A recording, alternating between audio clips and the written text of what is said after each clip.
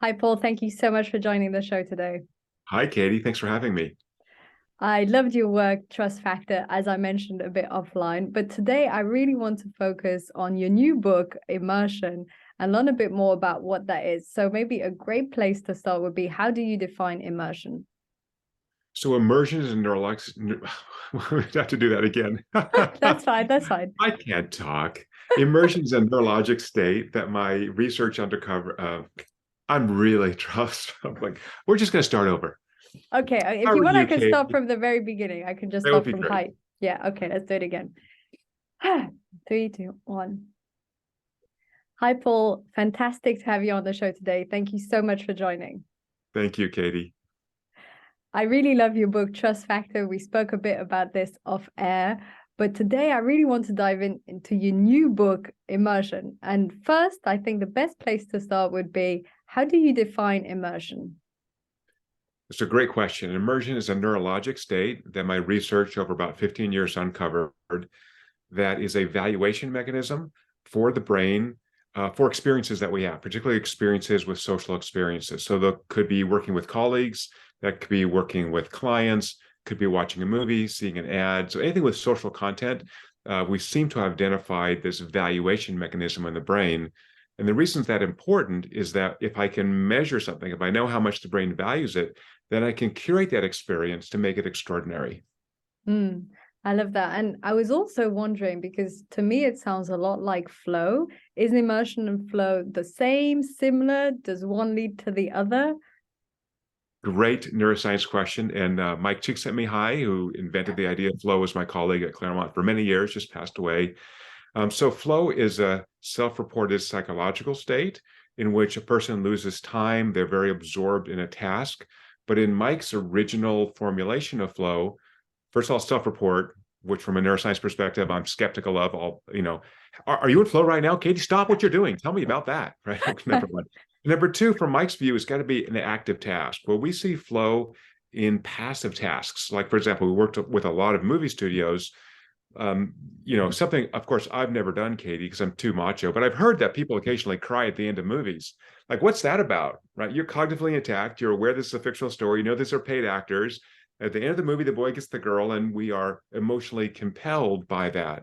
So what's interesting about immersion is that not only is it valuable to the brain, these high immersion experiences, they motivate action. And that's where the rubber hits the road from a business perspective, which is if I can create a really powerful, extraordinary, high immersion experience in whatever realm I'm in, then my brain tags this as important. It means I remember it, and it generates tension to act on it now and to repeat it later. So in the business jargon, that means increasing customer lifetime value, right? That's what we really want. We want our customers to be raving fans that go, oh, the best thing ever. I got to do this again. And that's exactly what this neurologic state seems to do. So one way you phrase this is around creating extraordinary experiences. So it's creating this feeling and sensation of something being extraordinary, uplifting, moving, creating strong emotions, essentially. Correct. So there's two core components of immersion. One is attention to the experience. So first, I've got to be present. The attention is kind of a 0-1 variable. I can either attend to you, Katie, or look at my dog. I can't do both, right? I have to sort of attend to one thing. So that just opens the door. But the second is the continuous part of immersion is what I call emotional resonance.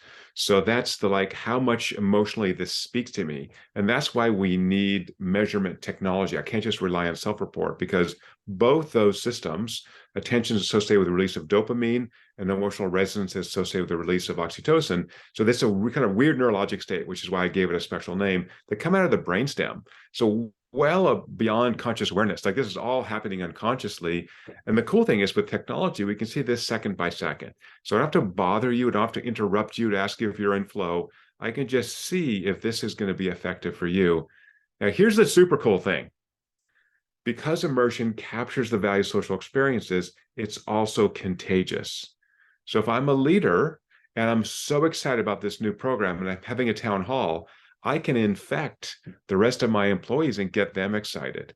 We have built a platform so that anybody can measure what the brain loves, immersion.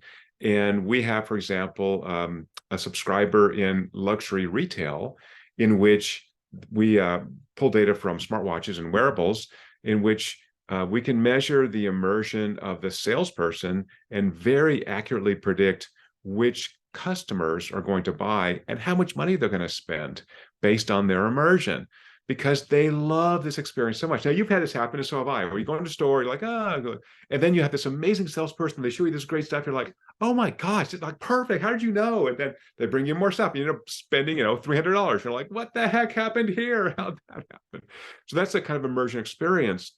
It's not manipulative, right? You still have a nice big prefrontal cortex. You can say, no, I don't have $300. I love it. I'll try to come back sometime when I have more money. So there's no sense in which there's brainwashing. It's just trying to create this experience that's as valuable as possible. And unfortunately, in today's world, most of the experiences we have are either mundane or frustrating. And I think that's for lack of measurement, right? And we ask people is, do you like this? So how much do I like? I'm looking for a prop. How much do I like these mints? Compared to what? Compared to my kids? I forget my kids. They talk back to me. Kid about my dog. My dog's perfect. My dog's a 10. Right? The scales are just not there. So we've got to actually get into these deep evolutionarily old parts of the brain and ask, does this experience really wow me? Does it turn me on? Does it make me want to repeat it? And then give me more of that, right? So this is really the measurement technology for the experience economy. And is the reason that it's contagious, is that linked then to the oxytocin? Coming back to what you talk about in trust factors, is it the oxytocin that creates this sort of contagion of positive emotions? It does. It's the oxytocin which facilitates greater dopamine release. And dopamine we think of as we call the wanting system in the brain. So now it's like, I'm here, I'm present, I dig this thing emotionally, and I'm setting up a pathway in the brain that goes, that's fabulous. Last week I was on an airplane for United Airlines, free plug, and it happened to be my birthday. And every flight I was on, I had flight attendants wish me happy birthday, bring me little gifts. Like they treated me really nicely. And I didn't expect that. And it was wonderful. Now I'm a premium flyer and they know who I am, but it's like those little extra things where I'm happy to, give a thumbs up to United because they show me a little extra love. And isn't fundamentally that's what we want, right? And we think of oxytocin as this kind of connection, love, emotional value molecule. And all it takes is that little bit, right? So let's be honest. Those flight attendants had a phone. They knew where I was sitting. That phone popped up and said, it's the dude's birthday. Go say hi to him. I'm not saying it's not planned. I'm not saying it was spontaneous. It still felt good, right? My family, had a nice dinner for me on my birthday. That was planned. It still felt good. That's okay. So how can we go about to create more of these extraordinary experiences? I guess I'm thinking from two perspectives, either from a business perspective, how do we create it more for our clients, obviously, which is what you talk about exactly in this example, but also how do we create more of this for ourselves in our lives? If we want to feel happier, more fulfilled, and we're like, okay, we love the flow, where she said we high, but this immersion thing sounds good too. How can we have more of this in our life? Yeah, great question. And the subtitle of my new book has happiness in it. So ultimately, one of the themes of the book is, even though it's primarily focused on how to create great advertising, great entertainment, great customer experiences, it's really about allowing people to have extraordinary experiences that allow their brains to be fully present, to be emotionally connected to people around them. So I think there is a sacred duty from a business perspective to create extraordinary experiences, not only to drive up customer lifetime value, but to give people something that they crave, which is true connection and the ability to actually do that. So the brain's kind of lazy. If I start having extraordinary experiences at work as an employee or as a customer, I carry that home. Right? Think about my United Airlines example. Was I super happy when I got home and saw my family? Sure. So now I'm actually a nicer person to be around. So when you have lots of those, you drive it up. So we have a couple dimensions in which we can increase our immersion at work, facing with colleagues, facing with customers, or at home. And the first part of that is establishing psychological safety. Right? First of all, I have to be comfortable. Right? So we developed a physiologic measure of psychological safety. I can watch this second by second. So if I'm not comfortable in this space, I'm burning a lot of bandwidth thinking about, oh my gosh, I gotta feed the dog and I'm late for this, or I don't have bandwidth, or I'm tired, or I'm hungry, or I have to go to the bathroom, whatever it is. So the first thing is to create psychological safety. So famously, Google does this. before their team meetings by having 3 minutes of eyes closed silence. So before we start the meeting, let's just relax. 3 minutes. Get ourselves focused, let the rest of the stuff go. We're going to spend an hour together or 45 minutes together. Let's kind of optimize that, right? And the second is how we create content, right? So what we found in 20 years of published science and client uses of the platform is that a narrative arc is a very effective way to sustain immersion. So a narrative arc in which I introduce characters, they have a crisis, they resolve that crisis. Storytelling really conveys the importance, the emotional importance of whatever I'm trying to create for you as a customer, or you as a team member, or you as your team leader. And then the third is the way I deliver that content, right? So staging, psychological safety, structure of content, and delivery of content. And the delivery has got to put energy into the room. As I said, immersion is contagious. So Katie, if I speak in a monotone, it's awful, even though the content may be fabulous. So let me give you a concrete example. So I'm sorry, I'm at 30,000 feet. Let's get down to ground level. So Accenture, right, global professional services organization, has been using our platform for about 5 years to measure and improve the $1 billion they spend training their employees, upskilling them, so that they can assess how effectively this content is getting into and sticking in people's brains, right? That's the ROI from training. So what did they have before 5 years ago? They had that survey that you and I have taken a zillion times. How did you like the hotel, Katie? Was the keynote speaker good? Did you like it? Again, I don't care. I'm a super practical person. I want to know the information, shake up your brain so much that it's stuck in there. And 2 weeks later or a month later, when you got a client who asks you about GDPR or cost accounting or whatever they're talking to you about, you can pull that new information out of your head and go, actually, there's been some changes in GDPR. Let me tell you about that, Mr. Client, right? So that's the ROI. So what Accenture has found is that people cannot stay immersed in content. Sorry, background noise. That's my dog scratching himself. I'll just take a break. Thank you, buddy. That was so nice of you. So Accenture has found that people cannot stay immersed in content for more than 20 minutes. No matter how exciting that speaker is, I'm exciting on stage, Katie, you're exciting on stage. I've seen your videos, 20 minutes. So they've now broken down their training into 20-minute segments. So no one speaks for more than 20 minutes, and then 20 minutes of some participatory task, table work, doing something, and then 20 minutes of a debrief. What did each table learn? Let's share that information. Let's do some kind of peer training. And they've also found that breaks need to be longer, that immersion is very metabolically costly.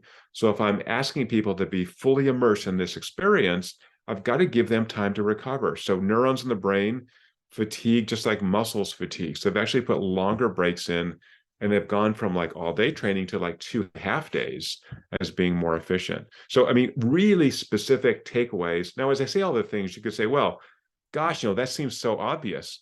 Yeah, it's obvious once you hear about it, but it's, you had to measure a bunch of those trainings before you understand it. I'll give you one more takeaway. I was actually in the headquarters of Accenture just a couple of weeks ago in New York and met with some folks there. And one of the very senior VPs said, the best thing we learned from measuring immersion and training is that the introductions are a total waste of time.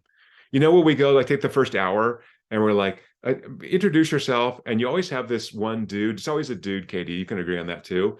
This guy talk about his hobbies and his 2.5 kids and the 3 dogs. And you're just like, oh my God. So that first hour is like a golden hour, right? You've just woken up, you've got energy, you've had a cup of coffee.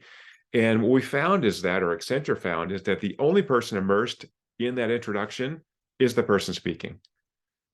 So they got rid of them. They went to those little tent cards, that has your name on it. So Katie, if you say something interesting on that nice long break, I'll go talk to you.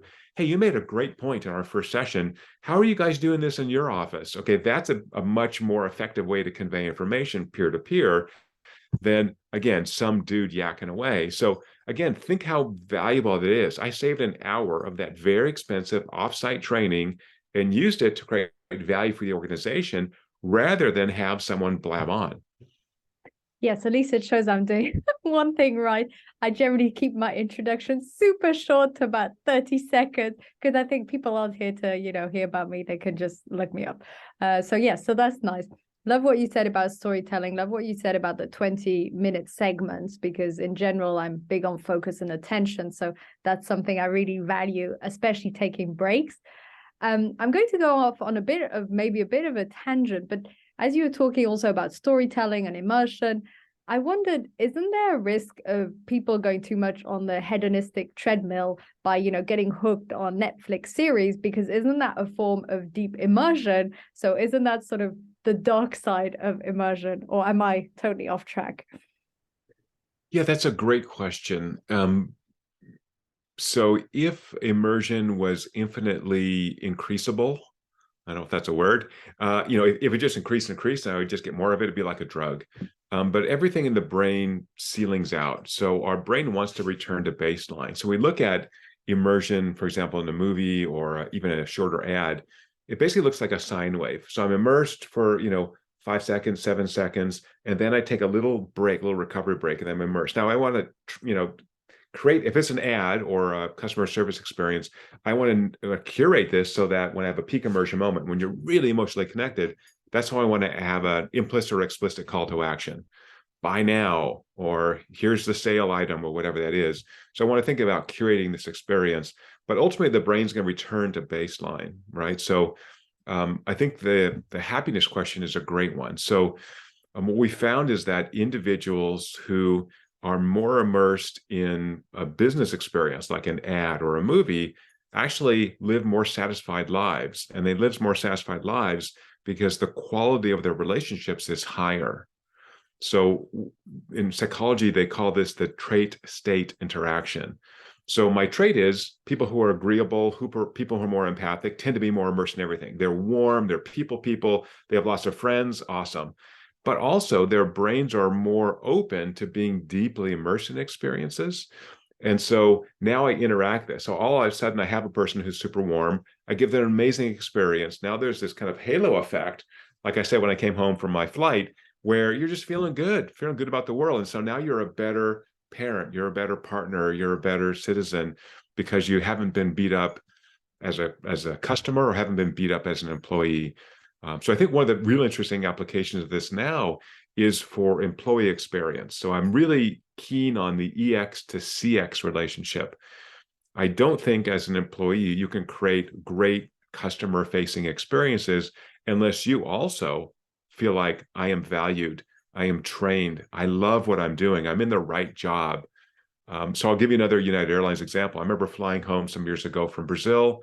So for me, it's, I don't know, 16, 17, it's a long flight. So anyway, been in Brazil for a week or two. I'm tired, I'm excited. I'm in business class, I'm going to sleep. So overnight, I'm excited. And this lady checking me in the airport in Rio de Janeiro just wasn't happy. And I actually said to her, like, are you okay? Because I'm really excited to get on this plane, but you just seem like your life sucks. So like, I'm worried about you. And she just didn't even interact with me. Just like, I don't know, maybe she's just having a bad day. But, that took all my excitement about going home and having a nice meal and sleeping on the plane and flying over the equator. It didn't kill it, but it certainly didn't accentuate it, right? It was like, man, be excited. And whatever that, I didn't pay for the ticket, but the ticket's probably $10,000 ticket. Someone spent 10 grand to put me on that plane. You should be excited to see me, honestly.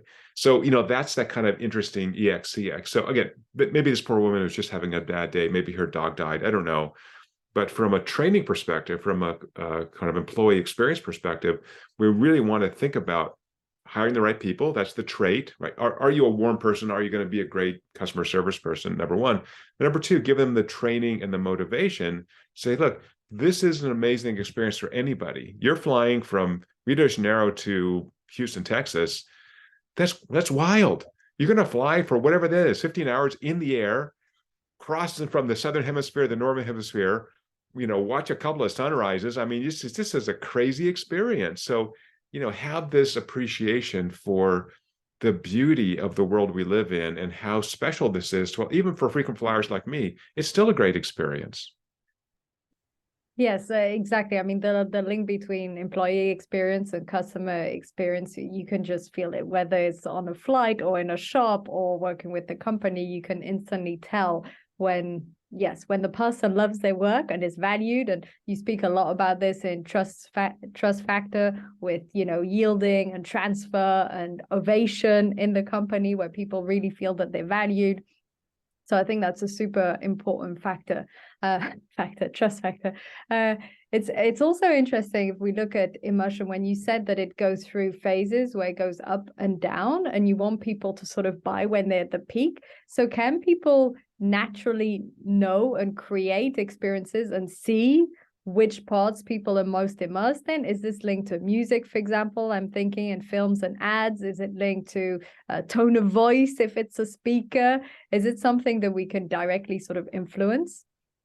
Wonderful question. That's a great neuroscience question.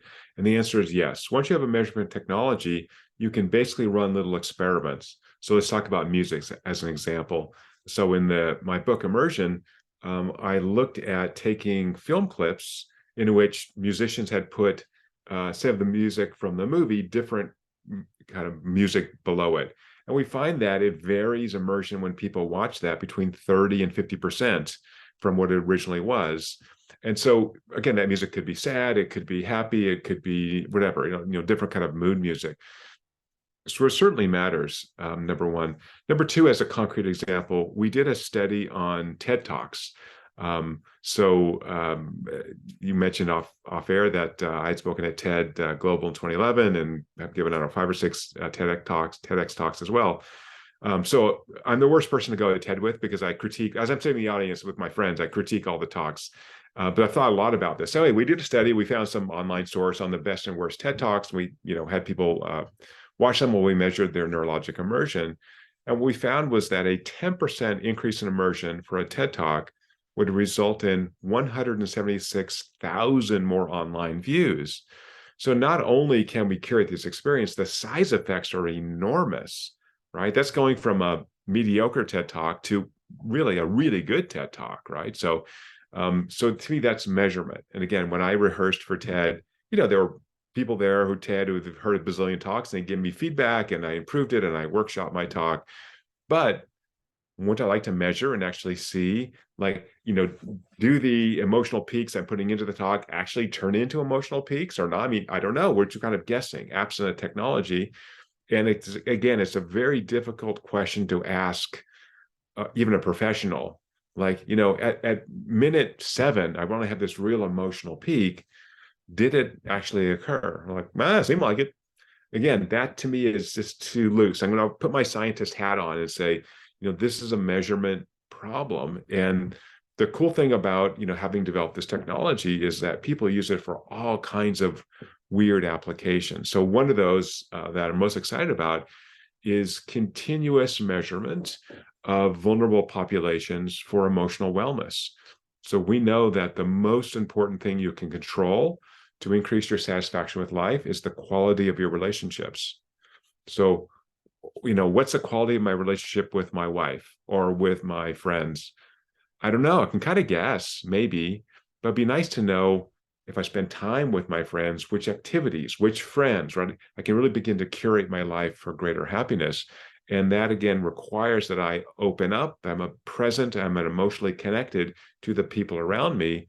And what we see in many psychiatric and neurologic disorders in particular is social withdrawal, right? So this happens for people with heart disease, certainly depression and anxiety, Parkinson's disease, Huntington's disease, autoimmune disorders. One of the first signs that you may be having a medical problem is that people just don't want to leave the house. They don't interact as much with others. So again, if you have a roommate or a spouse or whatever that can, say, hey, what's wrong with you? They may not even know. But once you have a measurement technology on your phone and you go, okay, well, normally Paul gets 80 units of immersion on a common day when he interacts with people, and now he's down to 40. I'm kind of worried about him. Right now we have something that's concrete. And so we're seeing this continuous measurement of emotional wellness being used in psychiatric populations, particularly for depression and anxiety, for individuals who face high stress at work. So particularly content moderators, first responders, cops, firefighters, who have a tool to begin to manage their own emotional wellness. And so that makes me super happy. And that's not something I'd really thought too much about until we had someone using the platform that just said, hey, we have these people that we're kind of worried about. We're worried about turnover, worried about health effects. So again, if I can manage my own emotional wellness and avoid burnout, avoid depression, it's good for the individual, it's good for the organization, and it's certainly good for society. And do you measure this by measuring the levels of oxytocin and dopamine during the day, or heart rate, or is this the big complicated equation? How do you measure it? Yeah, it's a Roughly. big complicated equation. So that dopamine oxytocin effect influences activity of the cranial nerves, and those cranial nerves, some of them pass through the heart. And so we're not measuring heart rate or heart rate variability, but we've written code in which we can feed in heart rate that can infer the activity of this immersion response in the cranial nerve. So this is a network effect coming out of the brain. And once I have that, then I'm able again to sort of quantify how effectively I am navigating the world I live in as a social creature, right? As an employee, as a spouse, as a parent, as a customer, all those things.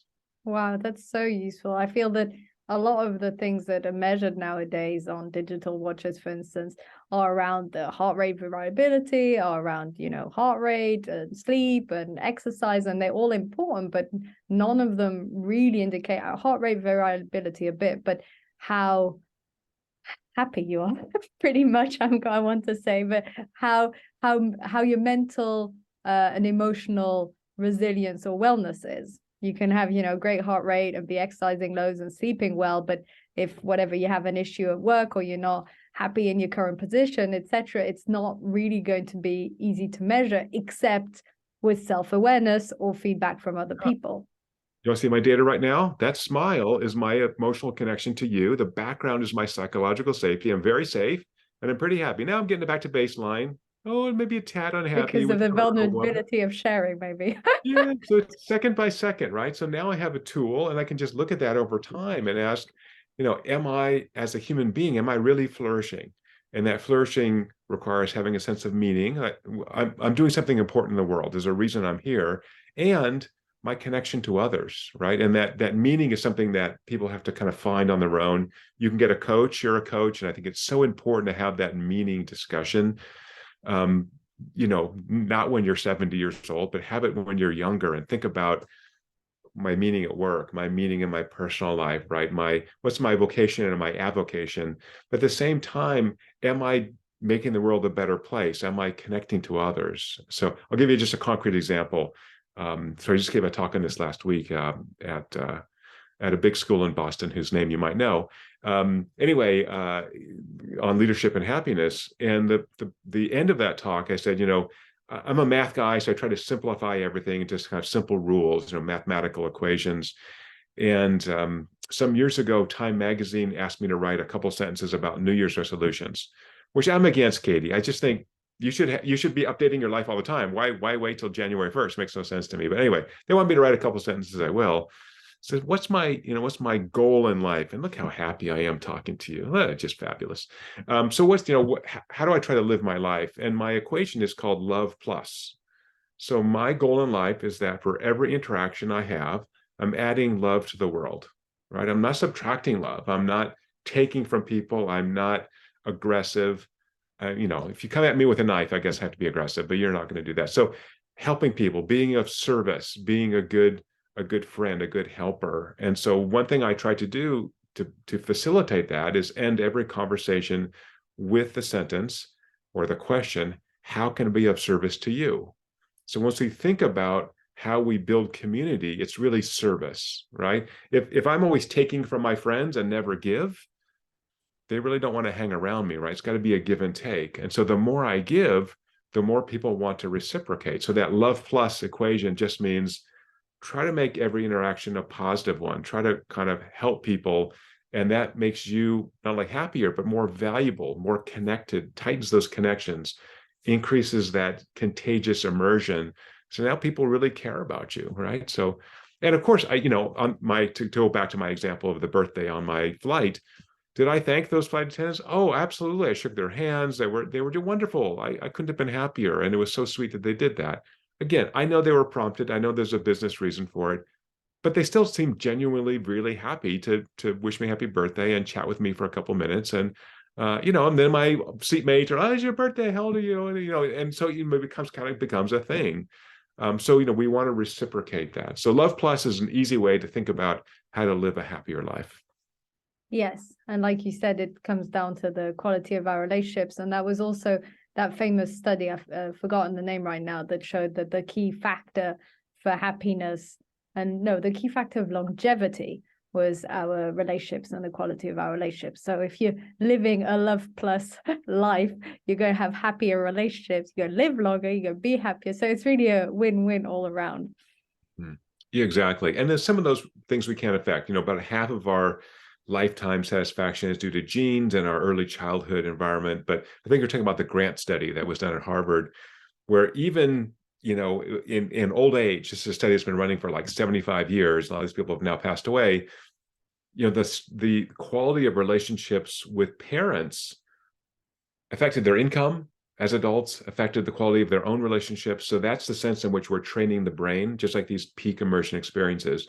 When you're nurtured as a child, you develop this ability to live that Love Plus life because you've been loved, you know how to give love, and therefore you give love and get love. So that's, I think, the interesting conundrum for listeners, which is if you want to live a longer and happier life, even if you're the most selfish person in the world, you have to give to others because that's the only way to build relationships. So fine, be a selfish person, but you're going to have to actually become a less selfish person to live longer and live happier. What an amazing note to finish on, because we just finished episode already. Half an hour has flown by. I feel that's what happens when we're immersed, right? I feel I could speak all day about this. Absolutely fascinating. Thank you so much for being on the show, Paul. It means a lot. Thank you so much. What a pleasure. Thank you, Katie.